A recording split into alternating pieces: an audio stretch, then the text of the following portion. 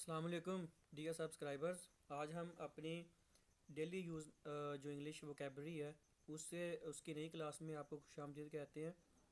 अच्छा, रमज़ान चल रहा है तो इस वजह से थोड़ा सा वीडियोस में डिले आ रहा है, अदरवाइज़ और कोई बात नहीं है। सबसे पहले मैं ये क्लियर कर दूँ, ठीक है। और सेकंडली, ये जो हमारी डेली यूज़ इंग्लिश सेंटेंसेस की क्लास होती है, ये मैंने पहले भी बताया था कि ये मल्टी पर्पज़ होती है, जिसमें हमारी ना सिर्फ वोकेबलरी को बूस्ट करने की कोशिश होती है बल्कि फ्लॉलेस इंग्लिश बोलने के साथ साथ हमारी जो प्रोनंसिएशन है वो भी बेटर हो। और इसके साथ साथ इसमें आपने देखा होगा कि डिफरेंट सेगमेंट्स हमने ऐड किए, जिसमें डेली के जो बोलचाल के फ़िक्रात हैं वो भी हैं, और साथ साथ ईडियम्स, प्रोवर्ब्स, और इसके अलावा आपने देखा होगा कि ये हमने कुछ चीज़ें ऐसी भी, एडजेक्टिव्स, नाउन, ईडियम्स, ठीक है। तो ये मतलब सभी कुछ जो है ना वो डेली की जो हमारी रोज़मर्रा की यूज़ लैंग्वेज होती है उसमें यूज़ हो रहे होते हैं अल्फाज, तो इसलिए हमने इसको एक ही कैटेगरी में रखा है। मतलब ये नहीं है कि ईडियम्स की हम एक अलग से कोई प्ले लिस्ट बनाएँ या दूसरा कोई अलग से बनाएँ, ठीक है। तो ये स्पोकन और बेसिक तो इसका पर्पस स्पोकन का ही है, ठीक है, लेकिन इसमें सेगमेंट्स डिफरेंट ऐड करने का और इसको एक ही प्लेलिस्ट में रखने का मकसद ये है कि आप लोगों को उसमें ढूंढने में भी आसानी हो और आप लोग एक सीक्वेंस में सब चीज़ें जो है वो सीख सकें।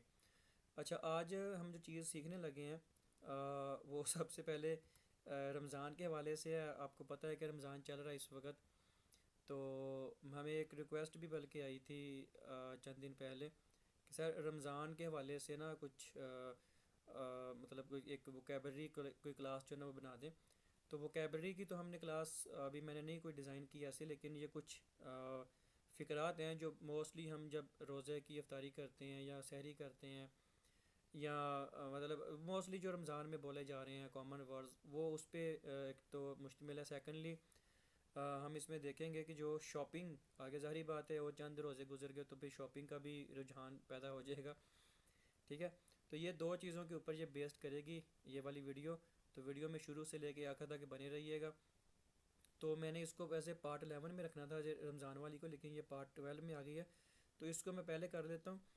अच्छा, अगर आपने कहना हो, सिंपल सी बात है कि अगर आपने कहना हो कि मेरा रोज़ा है, ठीक है, कि मेरा रोज़ा है, तो आप उसको सिंपल सा कह सकते हो कि आई एम फास्टिंग, ठीक है। अब आपको पता है कि फ़ास्ट जो है ये FAST, ये फास्ट वर्ब भी है, ऐसे ही है ना, फास्ट। और इसको अगर हम एडजेक्टिव्स में देखें तो एडजेक्टिव्स में आपको पता है फास्ट, फास्टर, फास्टेस्ट, ठीक है। तो अब मुझे ये बताएं कि यहाँ पे फास्ट जो है जो एडजेक्टिव है या यहाँ पे वर्ब है, तो डेफिनेटली ये यहाँ पे वर्ब की बात कर रहा है, क्योंकि हमने यहाँ पे देखा है कि एम ऑक्सिलरी वर्ब है और फास्टिंग आगे एडजेक्टिव की बात नहीं करेगा, क्योंकि अगर हम एडजेक्टिव के हवाले से बात करेंगे तो वो उसकी कोई वो बताएगा, कोई क्वालिटी बताएगा, जबकि फास्ट जो है ना वो क्वालिटी नहीं है, ठीक है, किसी चीज़ का नाम है। रोज़ा है ना, रोज़े की जो कैफियत है, जो हालत है, जो स्टेट है, उसको हम फास्ट कहते हैं, रोज़ा कहते हैं, तो ये उसमें आ जाएगा, ठीक है। नेक्स्ट है, क्या आप कल रोज़ा रखोगे? तो अगर आपने किसी को ऐसा कहना हो या पूछना हो तो आप कहोगे will you observe fast tomorrow. अच्छा, अब ये है कि ये एक चीज़ है, रखना वैसे इंग्लिश वर्ड, अगर हम इसका इंग्लिश मीनिंग देखें तो वो कीप होता है, ठीक है, कीप। अब कीप, अगर आपने देखा होगा कि प्रॉमिस की भी अगर हम बात करें तो हम कहते हैं कीप योर प्रॉमिस या कीप योर वर्ड्स, यानी अपने वादे की पासदारी करो। या वर्ड्स में भी अगर हम बात करेंगे तो वर्ड्स आपका जो कहा हुआ लफ्ज़ होता है या आपका जो कहा हुआ होता है या आपकी जो कही हुई बात होती है जो अहद में आती है, मतलब जो वादे में किसी में आती है, किसी प्रॉमिस में आती है, तो उसको हम कहते हैं कि कीप योर वर्ड्स, ठीक है।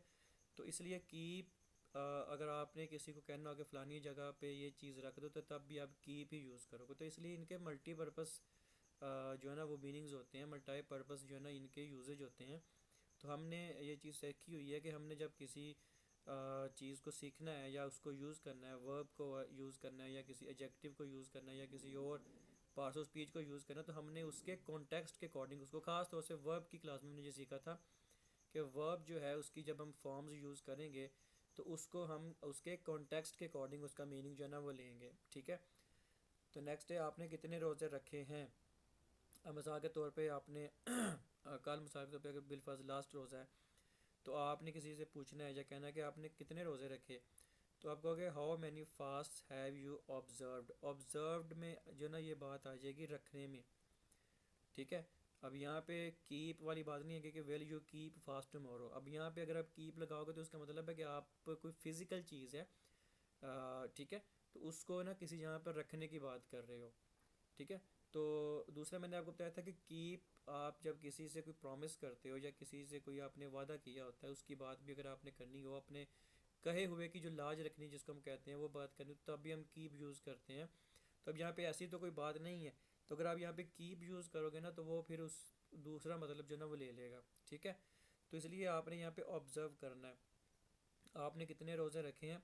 जैसे हम कहते हैं ना ऑफ़र, हम मिसाल के तौर पे एक लफ्ज़ है ऑफ़र। ऑफ़र का मतलब पेशकश होता है, जो उसका लुग़वी मानी होता है। लेकिन जब आपने नमाज की बात करनी है तो नमाज में भी आपने ऑफ़र करना है कि आई एम ऑफरिंग माई फजर प्रेयर या डॉन प्रेयर या इस तरह से मतलब जो भी है, या have you offered your Zuhr prayer etcetera जो भी है। तो तब आपने जब नमाज की बात करें तब आपने ऑफ़र की बात करनी है, ठीक है। जैसे बिल्कुल वैसे ही जैसे हम जब कुरान पढ़ते हैं तो हम ये नहीं कहते कि he is reading the Quran, ठीक है। हम उसको रेसिटेशन में बोलते हैं, RECITATION, रिसिटेशन भी बोलते हैं कई कई लोग, और रिसाइटेशन भी बोलते हैं, ठीक है। लेकिन मोस्टली इसका सही प्रोनाउंसिएशन होता है रिसाइटेशन। रिसाइटेशन भी होता है, रिसाइट वैसे होता है लेकिन सही वर्ड जो होता है रिसाइट होता है। तो उसमें जब हम तलावत करने में बात करें तो रिसाइटेशन करेंगे। तो यह वो तलावत कर रहा है, he is reciting the Holi Quran, ठीक है, कि वो कुरान पाक की तलावत कर रहा है। तो इस तरह ही ये कुछ वर्ड्स होते हैं जो किसी ख़ास मौके पे जो ना वो कोई अलग मतलब कोई स्पेसिफिक पर्पस के लिए जो ना वो यूज़ हो रहे होते हैं। अदरवाइज़ इनका लुग़वी अगर मतलब हम देखें तो वो कुछ और बन रहा होता है। आई होप सो ये बात आपको यहाँ पे क्लियर होगी होगी, ठीक है। हालांकि ऑब्ज़र्व का अगर हम मीनिंग देखें, जो ऑब्ज़र्व का लुग़वी मानी होता है, जो उसको मतलब डिफ़ाइन कर होता है, वो होता है किसी चीज़ का मुशाहदा करना। आपने अक्सर देखा होगा कि जी ये सार्क कंट्रीज़ हैं और इसमें ये चाइना है या दूसरे हैं, ये ऑब्ज़र्वर के तौर पे हैं। ऑब्ज़र्वर मतलब उनकी जो एक्टिविटीज़ हो रही होती हैं, उनके जो अजलास हो रहे होते हैं, उसमें वो मुशाहदा करने के लिए उधर बैठे होते हैं।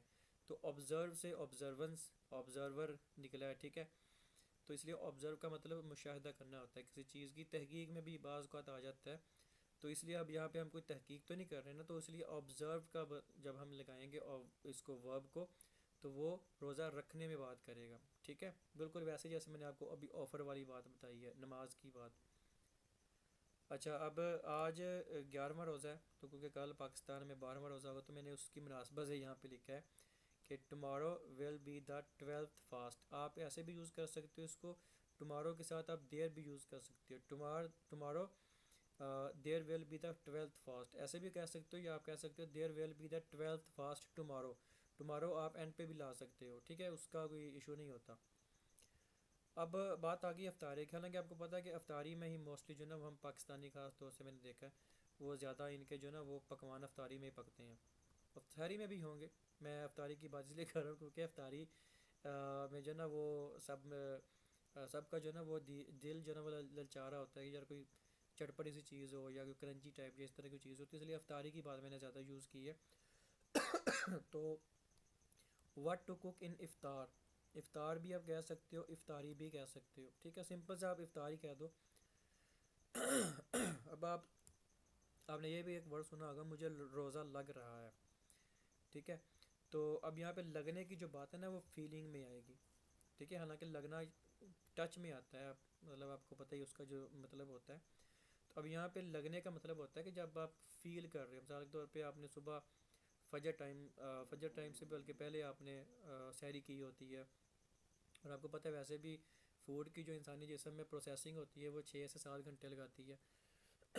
जबकि आजकल का जो रोज़ा है वो कम बेश 11 घंटे का चल रहा है इस वक्त, सॉरी 13 घंटे का। तो अब 6 7 घंटे गुजरे तो आप कह रहे हो कि यार मुझे ना भूख फील हो रही है मतलब आप उसको सिंपल सी भूख तो नहीं लगेगी लेकिन मेरा रोज़ा लग रहा है यार मुझे। तो आप उसको फीलिंग की बात कर रहे हो कि आपको जो उस वक्त फ़ील हो रहा है, ठीक है। जैसे मिसाल के तौर पे मुझे भूख लगी तो मैंने खाना खा लिया, तो I felt hungry and ate food, ठीक है। मुझे भूख लगी लगी मतलब बात ऐसी है जो रह कहते प्रेजेंट में ही, लेकिन बात कुछ टाइम पहले की जो ना वो गुजर गई है। ठीक है, तो आई फील हंग्री नहीं आएगा, फिर आई फेल्ट हंग्री आएगा, क्योंकि उसने बात ऐसी की है जो अभी अभी रिसेंटली जो ना मुकम्मल हो गई है। तो जो मुकम्मल हो जाती है वो आपको पता पास्ट में चली जाती है। तो मैंने खाना खा लिया, and ate food, I felt hungry, so I ate food भी आप कर सकते हो। I felt hungry and ate food, और मैंने खाना खा लिया। ठीक है, चलो आप अपना रोज़ा खोल लें। अब आपने किसी को कहना है चलो आप अपना रोज़ा खोल लें, तो आप उसको कहोगे let's break out fast. Break या वह देखिए, ब्रेक का मतलब तोड़ना होता है किसी चीज़ को, BREA के ब्रेक होता है। एक आपको पता है एक साइकिल की या बाइक की ब्रेक होती है, गाड़ी की ब्रेक होती है, वो BRAKE होती है। ठीक है, तो ये वर्ब होती है, वो सिंगुलर प्लूरल के अकॉर्डिंग जो है ना वो बात करती है, ब्रेक वाला जो होता है। तो लेट्स ब्रेक आर फास्ट, यानी चलो आप अपना रोज़ा खोल लें। अब इसका मतलब यहाँ पे ये नहीं है कि ब्रेक का मतलब क्योंकि तोड़ना होता है तो आप कहोगे चलो आप रोज़ा तोड़ लें। ठीक है, तोड़ना नहीं, खोलने की बात कर रहे हैं वो। तो आई होप सो ये रमज़ान के हवाले से कुछ जो मैंने वर्ड्स चुने थे वो आपको अच्छे लगे होंगे। चलें जी, अब नेक्स्ट बढ़ते हैं शॉपिंग के वाले से। और मैंने अभी इसको इसलिए कर लिया है कि चलें, और 7-8 दिन बाद भी तो शॉपिंग शुरू हो जानी है, तो फिर देखेंगे कोई और भी वोकेबलरी की अगर कोई क्लास इस पे बनी तो करेंगे। अच्छा, ये वैसे बादाम की बात है मैंने इसमें की हुई। आप इधर कुछ भी मतलब यूज़ कर सकते हो, मतलब आप फ्रूट ढूंढ रहे हो, आप कोई कपड़ा ढूंढ रहे हो, जैसे कपड़ों की आपको पता है कई किस्में होती हैं।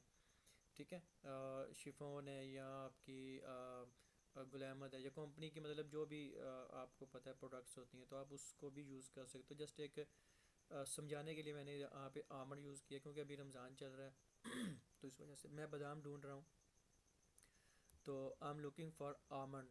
आप इसको सही प्रोनाउंस कैसे करोगे, आप इसमें ए और एम डायरेक्ट बोलोगे। एल लिखने में ज़रूर आएगा, ठीक है, लेकिन एल प्रोनाउंस नहीं होगा। आलमंड नहीं होता, बहुत से लोग इसको गलत बोलते हैं, आलमंड बोलते हैं वो, जबकि इसको हम बोलेंगे almond. I am looking for almond. ठीक है, आल भी नहीं बोलेंगे, एल बिल्कुल साइलेंट रह जाएगा।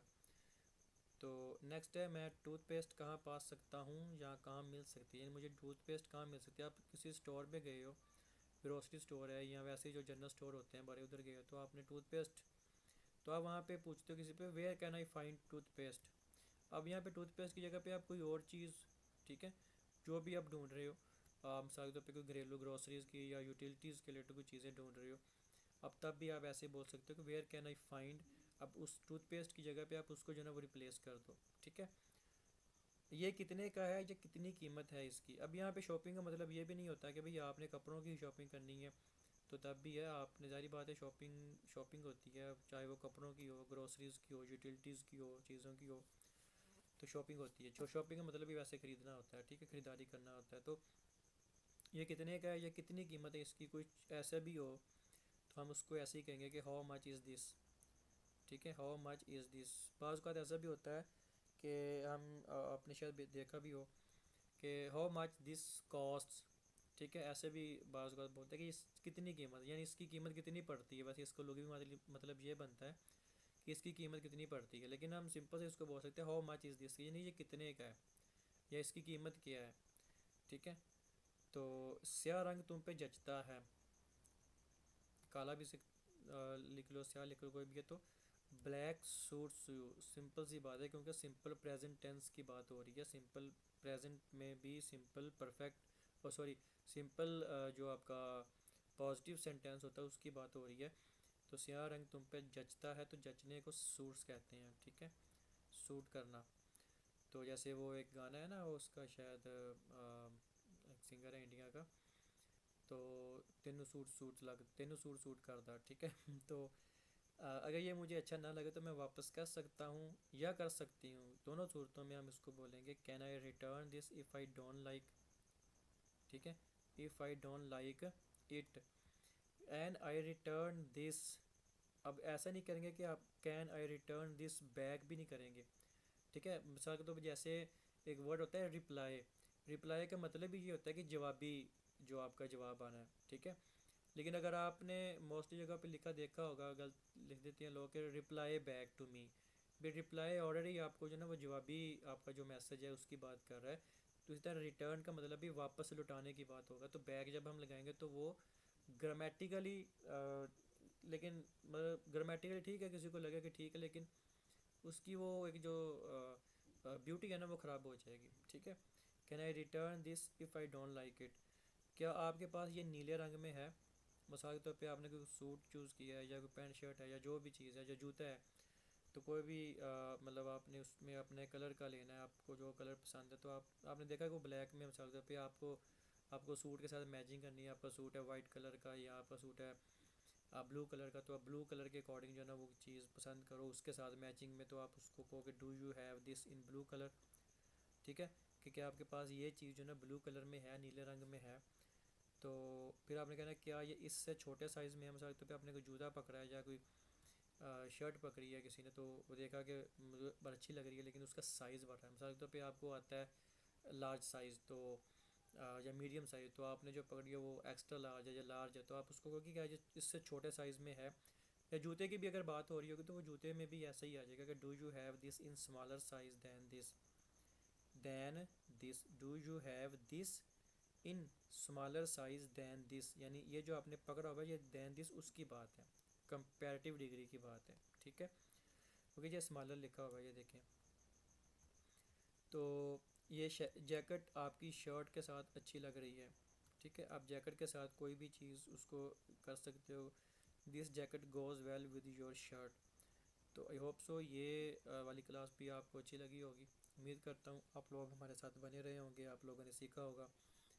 तो वैसे तो है ये सारी बेसिक्स चीज़ें, लेकिन हमारा भी जो मकसद होता है वो बेसिक्स से एडवांस पे जाने का होता है। तो ये क्योंकि हम रोज़मर्रा की ज़ुबान होती है, तो उसमें जितना आप उसको इजी वे में कन्वे कर सकें, डिलीवर कर सकें, उतनी ज़्यादा आपकी जल्दी समझ भी आती है और लॉन्ग लास्टिंग मेमोराइजेशन भी उसकी जो है ना वो अच्छी हो जाती है। तो मिलते हैं नेक्स्ट वीडियो के साथ, और तब तक के लिए अल्लाह हाफिज़।